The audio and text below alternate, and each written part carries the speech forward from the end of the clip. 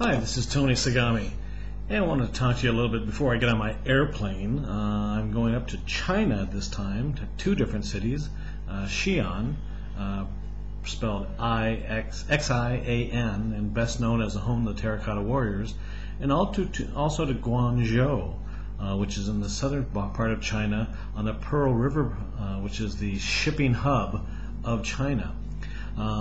The reason I'm going there is because the reports are coming in that the Chinese export business is starting to pick up. As a matter of fact, the Organization for Economic Cooperation and Development, the OECD, recently upgraded its economic forecast for China from this year from 7.7 to 8.3, and for 2010 from 9.3 up to 10.2.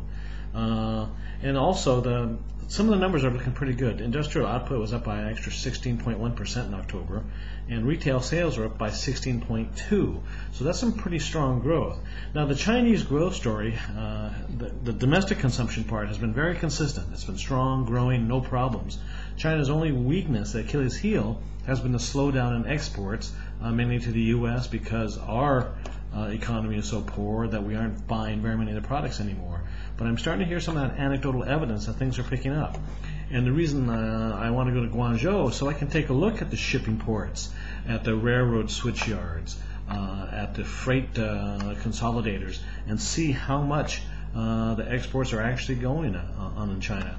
In the month of October, they exported $110 billion worth of goods. That sounds like a lot. But it's below the heyday, but it is very good for recently.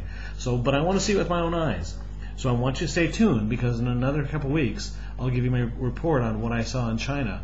And if the export business is starting to pick up, then there's some extremely cheap and very attractive shipping companies that we'll want to take a look at. Because you can drive yourself crazy trying to find the best manufacturing companies in China, or you can simply invest in the companies that benefit from shipping it to China across the Pacific Ocean to the U.S.